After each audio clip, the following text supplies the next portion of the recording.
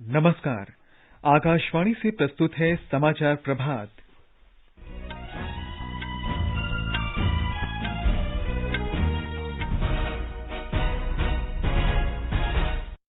सरकार ने कहा, किसानों के कल्याण के लिए बातचीत के रास्ते हमेशा खुले। किसान प्रतिनिधियों के साथ चौथे दौर की वार्ता कल। वस्तु और सेवा कर संग्रह दूसरे महीने लगातार 1 लाख करोड़ रुपए से ज्यादा। पिछले वर्ष की समान अवधि की तुलना में नवंबर में कर संग्रह 1.4% अधिक। पेट्रोलियम मंत्री धर्मेंद्र प्रधान ने कहा, ऊर्जा क्षेत्र में बदलाव आने से देश की आत्मनिर्भरता और बढ़ेगी। इससे बड़ी संख्या में रोजगार के अवसर पैदा होंगे। स्वास्थ्य मंत्रालय ने कहा, भारत प्रति 10 लाख की आबादी पर कोरोना से सबसे कम मृत्यु वाले देशों में शामिल। और भारत तथा ऑस्ट्रेलिया के बीच तीसरा और अंतिम एक दिवसीय अंतर्राष्ट्रीय क्रिकेट मैच आज कैनबरा में। समाचार प्रभात में सिद्धार्थ सिंह के साथ मैं निखिल कुमार। कोविड-19 महामारी के खिलाफ देश एकजुट होकर लड़ रहा है। आप भी हमारे साथ सुरक्षा और बचाव के 3 आसान एहतियाती उपायों का संकल्प लें। मास्क पहनें, 2 गज दूरी है जरूरी, सुरक्षित दूरी बनाए रखें, हाथ और मुंह साफ रखें। अब समाचार विस्तार से। कृषि मंत्री नरेंद्र सिंह तोमर ने कहा है कि सरकार किसानों के हितों की सुरक्षा के लिए हमेशा वचनबद्ध है और उनके कल्याण के मुद्दों पर बातचीत के रास्ते सदैव खुले हुए हैं। कृषि मंत्री नरेंद्र सिंह तोमर, वाणिज्य मंत्री पीयूष गोयल और वाणिज्य राज्य मंत्री सोम प्रकाश ने नई दिल्ली के विज्ञान भवन में कल किसान संगठनों के प्रतिनिधियों से मुलाकात की। बैठक में मंत्रियों ने दोहराया कि कृषि सुधार कानूनों से देश के किसानों को बहुत अधिक लाभ होगा। ये बातचीत सौहार्दपूर्ण वातावरण में हुई और इस दौरान कृषि कानूनों से संबंधित विभिन्न मुद्दों पर विस्तार से चर्चा हुई। श्री तोमर ने कहा कि सरकार किसानों के कल्याण के लिए पूरी तरह से प्रतिबद्ध है और कृषि का विकास सदैव भारत सरकार की प्राथमिकता है। चर्चा के दौरान उन्होंने एक विशेषज्ञ समिति बनाने का प्रस्ताव रखा ताकि किसानों के मुद्दों को आपसी सहमति से सुलझाया जा सके। बैठक के दौरान सरकार की ओर से किसान संगठनों के प्रतिनिधियों को कृषि सुधार कानूनों से संबंधित विशिष्ट मुद्दों की पहचान करने और साझा करने का सुझाव दिया गया, जिन पर बृहस्पतिवार को होने वाले चौथे दौर की बातचीत में विचार किया जा सके। बैठक के बाद कृषि मंत्री श्री तोमर ने कहा कि सरकार ने किसानों से आंदोलन रोकने और बातचीत करने की अपील की। वार्ता काफी ठीक रही और एक दूसरे के प्रति काफी समझ बनी है और हम सब लोगों ने ये तय किया है कि अब वार्ता का चौथा चरण शुरू होगा। सामान्य तौर पर हम सब लोग चाहते थे कि एक छोटा ग्रुप बने, लेकिन सभी यूनियंस का कहना यह था कि सब लोग एक साथ मिलकर बात करेंगे, तो सरकार को सबसे मिलकर बात करने में भी कोई आपत्ति नहीं। हम तो किसान भाइयों को आग्रह करते ही हैं कि वो आंदोलन स्थगित करें और वार्ता के लिए आएं, लेकिन ये फैसला करना किसान यूनियन पर और किसानों पर निर्भर है। भारत ने कहा है कि देश के किसानों के संबंध में कनाडा के नेताओं की टिप्पणियां उचित नहीं है, क्योंकि ये एक लोकतांत्रिक देश का आंतरिक मामला है। विदेश मंत्रालय के प्रवक्ता अनुराग श्रीवास्तव ने टिप्पणियों में जानकारी का अभाव बताते हुए कहा कि राजनयिक वार्ताओं को राजनीतिक उद्देश्यों के लिए गलत तरीके से पेश नहीं किया जाना चाहिए। कृषि क्षेत्र में बदलाव और किसानों की आमदनी बढ़ाने के उद्देश्य से सरकार ने कृषि सुधारों से संबंधित कानून लागू किए हैं। इनमें कृषि उपज, व्यापार और वाणिज्य अधिनियम और कृषक मूल्य आश्वासन और कृषि सेवा करार अधिनियम शामिल हैं। एक रिपोर्ट। किसान उत्पाद व्यापार और वाणिज्य संवर्धन एवं सुविधा अधिनियम 2020 एक ऐसा तंत्र विकसित करता है जहां किसान तथा व्यापारी कृषि उपज की बिक्री और खरीद की सुविधा प्राप्त कर सकेंगे। इस अधिनियम के जरिए राज्य कृषि उत्पादन विपणन संगठनों के तहत अधिसूचित बाजारों के परिसर के बाहर अवरोध मुक्त अंतर्राज्यीय और राज्य के भीतर व्यापार और वाणिज्य को बढ़ावा मिलेगा। यह अधिनियम कृषि उपज विपणन समिति कानून के क्षेत्राधिकार का उल्लंघन नहीं करता। वहीं मूल्य आश्वासन एवं कृषि सेवा पर किसान सशक्तिकरण तथा संरक्षण अधिनियम 2020 किसानों को प्रोसेसर, थोक व्यापारी, बड़े खुदरा विक्रेताओं और निर्यातकों के साथ बिना किसी डर के व्यापार के लिए सम्मिलित होने के प्रति सशक्त करेगा। इसके जरिए किसानों को अत्याधुनिक तकनीक हासिल होगी, जिससे उनका उत्पादन बढ़ेगा और आय में भी वृद्धि होगी। आनंद कुमार, आकाशवाणी समाचार, दिल्ली। वित्त मंत्रालय ने कहा है कि वस्तु और सेवा कर जीएसटी की कर वसूली लगातार दूसरे महीने 1 लाख करोड़ रुपए से अधिक रही है। नवंबर में जीएसटी की वसूली 1,04,963 करोड़ रुपए हुई, जिसमें वार्षिक आधार पर 1.4% वृद्धि हुई है। देश में पिछले 3 महीनों से जीएसटी की वसूली में लगातार बढ़ोतरी इस बात का संकेत है कि कोरोना महामारी और उससे लड़ने के लिए किए गए लॉकडाउन के बाद देश में सामान्य स्थिति बहाल हो रही है। जीएसटी से हुए कुल राजस्व संग्रह में केंद्रीय जीएसटी की हिस्सेदारी 19,189 करोड़ रुपए और राज्य जीएसटी का योगदान 25,540 करोड़ रुपए रहा है। इसी प्रकार से आईजीएसटी के खाते में 51,992 करोड़ रुपए और उपकर के अंतर्गत 8,242 करोड़ रुपए की वसूली हुई है। भारत में आर्थिक विकास में सुधार जारी है। ये संकेत विदेशी पोर्टफोलियो निवेश एफपीआई, विदेशी प्रत्यक्ष निवेश एफडीआई और कॉरपोरेट बॉन्ड बाजार में निवेश के रुख से मिले हैं। ये रुख भारतीय अर्थव्यवस्था की मजबूती और स्थायित्व में निवेशकों के विश्वास को दर्शाते हैं। वित्त मंत्रालय ने कहा है कि पिछले 2 महीनों अक्टूबर और नवंबर 2020 में विदेशी पोर्टफोलियो निवेश के भारत में प्रवाह में महत्वपूर्ण वृद्धि हुई है। ये प्रमुख रूप से शेयर बाजार में निवेश के रूप में आई और भारत में 1 महीने में अब तक का सबसे अधिक एफपीआई निवेश हुआ।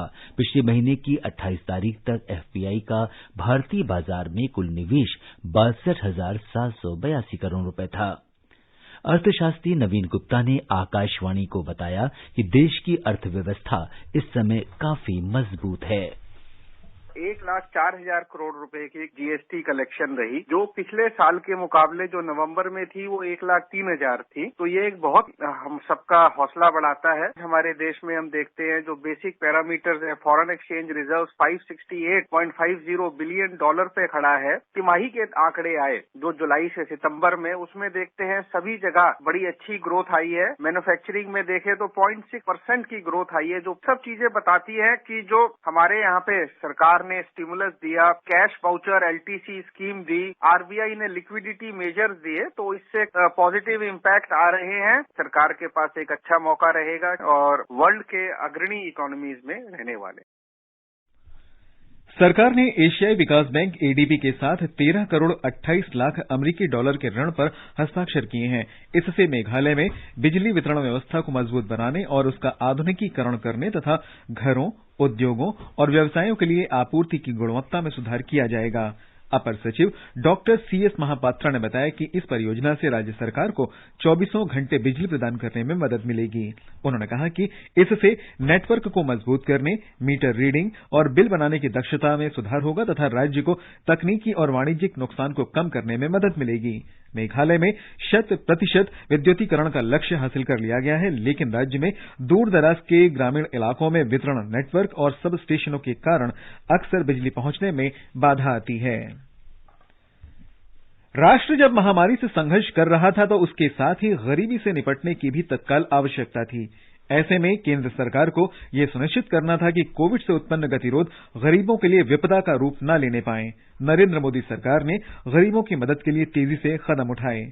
1,70,000 करोड़ रुपए के प्रधानमंत्री गरीब कल्याण पैकेज के जरिए सरकार ने महिलाओं और निर्धन वरिष्ठ नागरिकों तथा किसानों के लिए निःशुल्क अनाज और नकदी का भुगतान करने की घोषणा की। 68,820 करोड़ रुपए की वित्तीय सहायता करीब 42 करोड़ निर्धन व्यक्तियों को प्रदान की गई। एक रिपोर्ट। पीएम किसान योजना के तहत 9 करोड़ किसानों को 17,891 करोड़ रुपए भेजे गए। वहीं 20 करोड़ महिलाओं के जनधन खाते में करीब 31,000 करोड़ रुपए ट्रांसफर किए गए। इसके अलावा 2 करोड़ 81 लाख वृद्ध लोगों, विधवाओं और दिव्यांगों के खातों में 2,814 करोड़ रुपए डाले गए। कोविड महामारी के दौरान करीब 13 करोड़ गरीबों के घरों में मुफ्त उज्ज्वला गैस सिलेंडर पहुंचाए गए। वहीं गरीब कल्याण अन्न योजना के तहत लगभग 80 करोड़ लोगों को नवंबर तक हर महीने मुफ्त अनाज और दालें दी गई। दीपेंद्र कुमार, आकाशवाणी समाचार।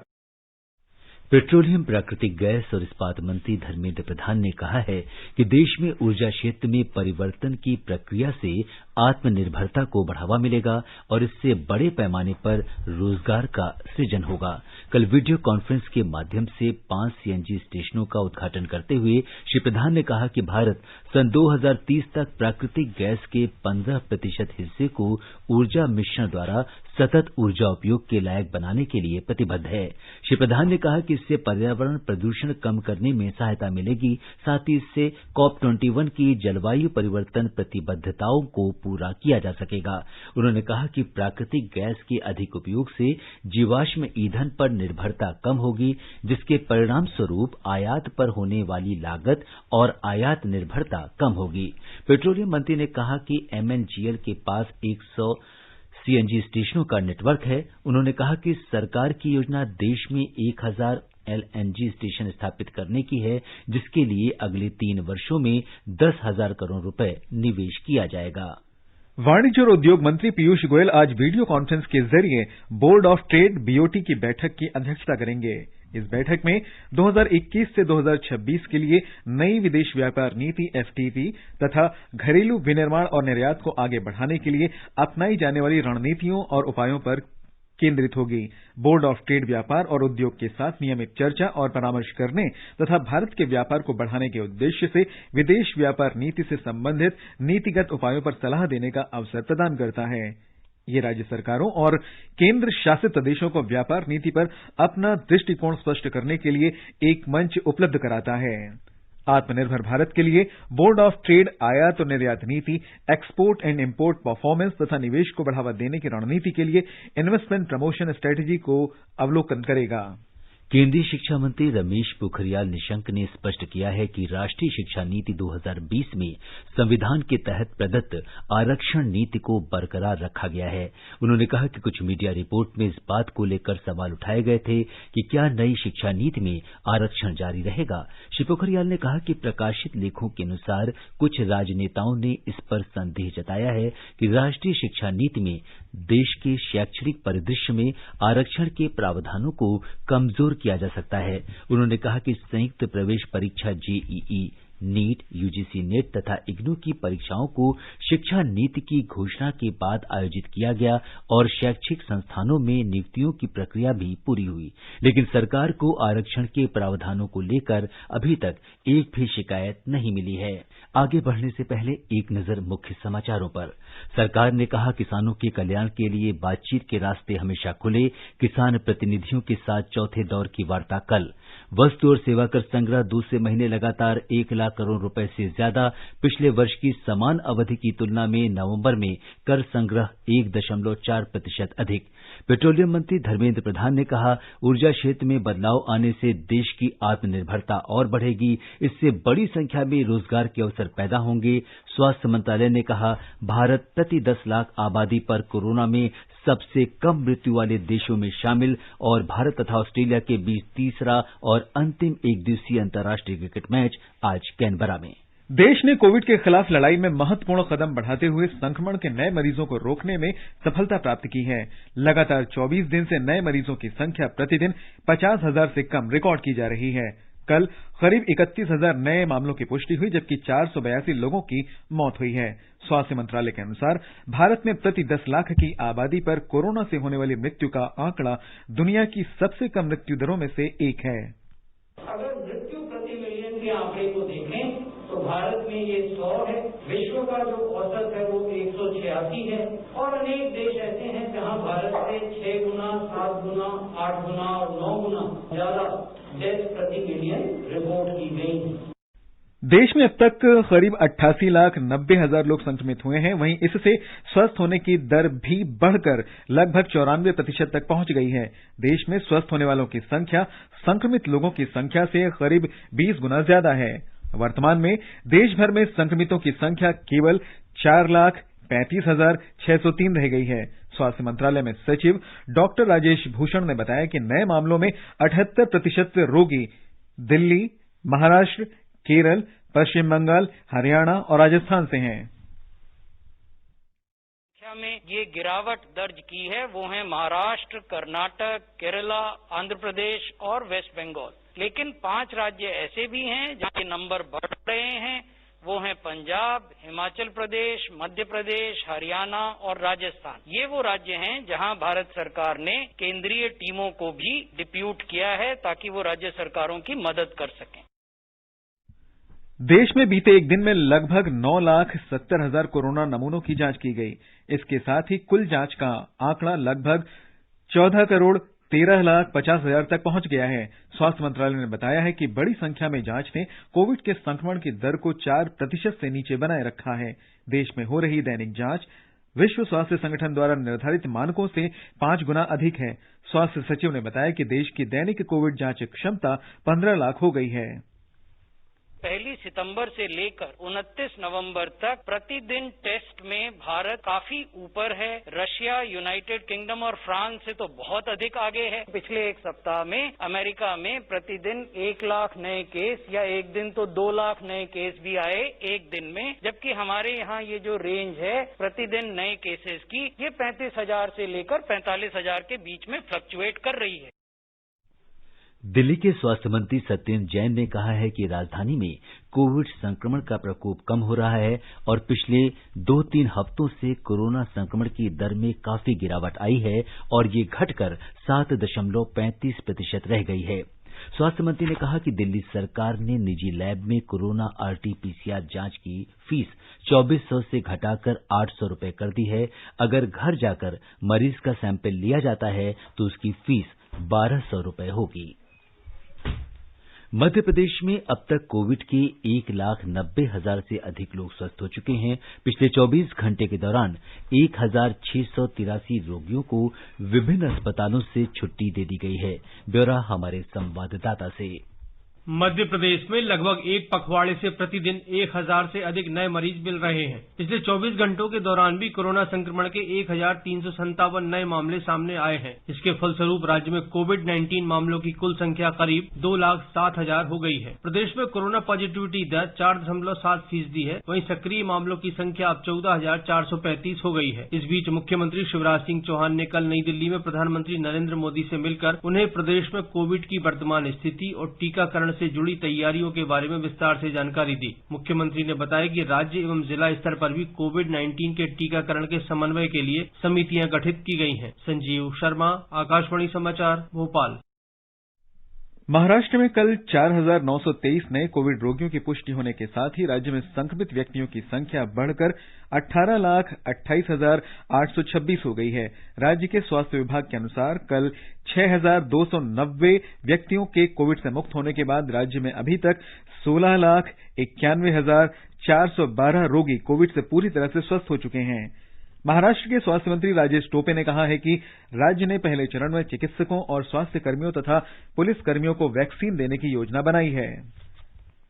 गुजरात में पिछले 24 घंटे के दौरान कोविड से 1,477 नए रोगियों की पुष्टि हुई है। हमारे संवाददाता ने बताया है कि राज्य में स्वस्थ होने की दर 91.06% पहुंच गई है। गुजरात में कोविड-19 संक्रमण के अब तक 2,11,257 मामले सामने आ चुके हैं, जिसमें से 1,92,368 मरीज ठीक हो चुके हैं। कल 1,547 मरीजों के ठीक होने के साथ अस्पतालों से छुट्टी दी गई। राज्य में अब तक 78,94,000 से अधिक लोगों का कोविड-19 के लिए परीक्षण किया जा चुका है। राज्य में इस वक्त 14,885 सक्रिय मामले हैं, जिसमें से 81 मरीजों को वेंटिलेटर पर रखा गया है। कल 15 मरीजों की मृत्यु के साथ राज्य में कोविड-19 से जान गंवाने वाले मरीजों की संख्या 4,004 हो गई है। इस बीच अहमदाबाद नगर निगम द्वारा नए मामले सामने आने के बाद शहर के 12 और क्षेत्रों को माइक्रो कंटेनमेंट जोन में शामिल किया गया है। योगेश पंड्या, आकाशवाणी समाचार, अहमदाबाद। आंध्र प्रदेश में कोविड-19 के 1 करोड़ से अधिक नमूनों की रिकॉर्ड जांच की गई है। पिछले 24 घंटों के दौरान 51,854 नमूनों की जांच की गई, जिनमें 685 नए रोगियों की पुष्टि हुई। एक रिपोर्ट। आंध्र प्रदेश में अभी तक 8,68,749 लोग कोविड संक्रमित हुए हैं, जिनमें से 8,54,326 रोगी पूरी तरह स्वस्थ हो चुके हैं। राज्य के विभिन्न कोविड अस्पतालों में 7,427 व्यक्तियों का उपचार चल रहा है। राज्य में अभी तक 1,01,09,708 नमूनों की जांच की गई है। आंध्र प्रदेश सरकार ग्रामीण क्षेत्रों सहित समूचे राज्य में कोविड महामारी की रोकथाम के लिए मास्क लगाने का व्यापक जागरूकता अभियान चला रही है, जिसके अच्छे नतीजे सामने आए हैं। आकाशवाणी समाचार के लिए विजयवाड़ा से डॉक्टर जी कोंडलराव। तमिलनाडु में कोविड के उपचाराधीन रोगियों की संख्या घटकर 10,980 रह गई है। राज्य में कल 1,404 नए रोगियों की पुष्टि हुई। इस दौरान 1,411 रोगी पूरी तरह स्वस्थ हो गए, जबकि 10 लोगों की कोविड से संघर्ष में मृत्यु हो गई। आकाशवाणी समाचार से बातचीत करते हुए दिल्ली में लेडी हार्डिंग मेडिकल कॉलेज के प्रोफेसर डॉक्टर अनुपम प्रकाश ने लोगों से बदलते मौसम के दौरान अधिक सतर्क रहने और भीड़भाड़ वाले इलाकों में न जाने की अपील की है।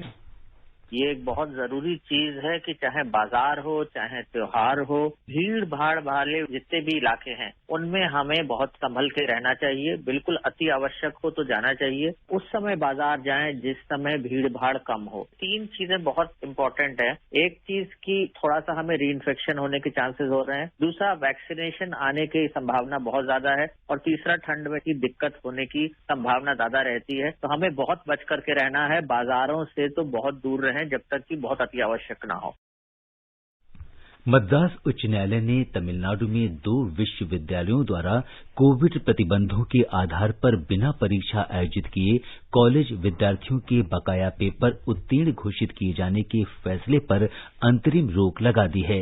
विश्वविद्यालयों द्वारा घोषित परिणामों के खिलाफ दर्ज मामलों की सुनवाई करते हुए अदालत ने विश्वविद्यालयों से पूछा कि विश्वविद्यालय अनुदान आयोग के नियमों के विपरीत निर्णय कैसे किया गया। अदालत ने यह भी पूछा कि ऑनलाइन या ऑफलाइन परीक्षा का आयोजन क्यों नहीं किया गया। तमिलनाडु सरकार और संबद्ध विश्वविद्यालयों से कहा गया है कि वे याचिकाओं के बारे में अपना जवाब दाखिल करें। उत्तर प्रदेश के मुख्यमंत्री योगी आदित्यनाथ आज बंबई शेयर बाजार में अपनी उपस्थिति दर्ज करवाएंगे। वे लखनऊ नगर निगम के बॉन्ड के सूचीकरण के अवसर पर बॉम्बे स्टॉक एक्सचेंज में मौजूद रहेंगे। उत्तर प्रदेश सरकार के अनुसार लखनऊ नगर निगम ने पिछले महीने बॉन्ड जारी करते हुए 200 करोड़ रुपए बाजार से जुटाए। मुंबई की 2 दिन की यात्रा के दौरान श्री योगी आदित्यनाथ प्रमुख उद्योगपतियों और फिल्मी हस्तियों के साथ बातचीत करेंगे और उन्हें उत्तर प्रदेश में निवेश के लिए आमंत्रित करेंगे। पाकिस्तान में विपक्षी दल इमरान खान सरकार पर इस्तीफे के लिए दबाव बना रहे हैं। विपक्षी दलों ने देश में बढ़ती महंगाई और आर्थिक विकास में गिरावट का मुद्दा उठाया है। पिछले महीने 9 प्रमुख विपक्षी दलों की ओर से बनाए गए मोर्चे पाकिस्तान डेमोक्रेटिक मूवमेंट पीडीएम की ओर से सरकार के खिलाफ राष्ट्रव्यापी आंदोलन चलाया जा रहा है। पाकिस्तान में इमरान खान की सत्ता में मीडिया को भारी सेंसरशिप का सामना करना पड़ रहा है और असहमति, आलोचना तथा विरोध पर कड़ी कार्रवाई होती है। लेकिन कोरोना महामारी के प्रकोप से बहुत पहले से ही पाकिस्तान में अर्थव्यवस्था की बिगड़ती स्थिति के कारण असंतोष बढ़ा है और उसको संभालने में नाकाम रहने पर इमरान खान की सरकार के खिलाफ अभियान तेज हो गया है। 3 बार प्रधानमंत्री रहे नवाज शरीफ की बेटी मरियम नवाज ने कहा कि सरकार ने लोगों से रोजगार छीन लिया है और उन्हें दिन में 2 बार खाना भी नहीं मिल रहा है। इससे पहले सोमवार को पुलिस ने मरियम नवाज के पति मोहम्मद सफदर को गिरफ्तार कर लिया था। पाकिस्तान तहरीक-ए-इंसाफ पार्टी ने उनके खिलाफ पाकिस्तान के संस्थापक मोहम्मद अली जिन्ना की मजार पर राजनीतिक नारेबाजी करने की शिकायत की थी, जिसे गैर कानूनी करार कर दिया गया था। भारत और ऑस्ट्रेलिया के बीच 3 मैचों की एकदिवसीय श्रृंखला का तीसरा और अंतिम मुकाबला आज कैनबरा में होगा। आकाशवाणी से इस मैच का आंखों देखा हाल हिंदी और अंग्रेजी में अब से कुछ देर बाद प्रसारित किया जाएगा। इसे एफएम रेनबो, राजधानी और प्रसार भारती के यूट्यूब चैनल सहित अन्य चैनलों पर सुना जा सकता है। बंगाल की खाड़ी के दक्षिण पश्चिम में उठे चक्रवाती तूफान बुरेवी के आज शाम या रात तक श्रीलंका में त्रिंकोमली का तट पार करने की संभावना है। मौसम विभाग की ओर से जानकारी में कहा गया है कि तूफान 4 दिसंबर को तड़के दक्षिण तमिलनाडु में कन्याकुमारी और पंबन के बीच दोबारा समुद्र तट से गुजर सकता है। ये तूफान श्रीलंका में त्रिंकोमली के 300 किलोमीटर पूर्व और दक्षिण पूर्व में और रामेश्वरम के पास पंबन से 530 किलोमीटर तथा कन्याकुमारी से 700 किलोमीटर पूर्व में केंद्रित है। तूफान बुरेवी के कारण कन्याकुमारी, तिरुनेलवेली, यूथुकुडी, तेनकाशी, रामनाथपुरम और शिवगंगा जिलों में आज और कल कुछ जगहों पर बहुत भारी बारिश की संभावना है। मौसम खराब रहने की आशंका को देखते हुए मछुआरों को समुद्र में नहीं जाने की सलाह दी गई है। कर्नाटक में मंगलुरु तट पर अरब सागर में एक मछली पकड़ने वाली नाव पलटने से 2 मछुआरों के डूबने और और 4 लोगों के लापता होने की खबर है। इस नाव में 22 मछुआरे सवार थे, जिनमें से 16 को बचा लिया गया। ये समाचार हमारी वेबसाइट newsonair.com/hindi पर भी उपलब्ध हैं।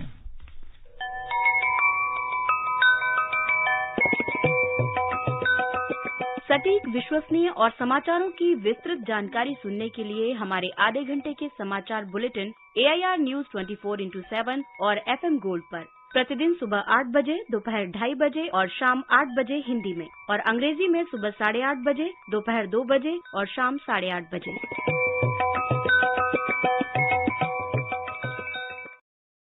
और सिद्धार्थ, आप बताएं कि आज के समाचार पत्रों की सुर्खियों में क्या खास है? जी हाँ निखिल, अगर आज के समाचार पत्रों पर एक नजर डालें तो केंद्र सरकार और किसान संगठनों के बीच हुई बातचीत को आज प्रकाशित सभी अखबारों ने प्रमुखता दी है। दैनिक जागरण की सुर्खी है, बात हुई पर बनी नहीं, किसान संगठनों के साथ कल चौथे दौर की वार्ता पर निगाहें। दैनिक ट्रिब्यून ने लिखा है, कल फिर मिलेंगे सरकार और किसान संगठन। वीर अर्जुन की खबर है, सरकार ने की समिति बनाने की पेशकश, किसान संगठनों ने नहीं दिया जवाब। दिल्ली में मंडी के बाहर भी अनाज बेच सकेंगे किसान, अमर उजाला के बॉक्स में है।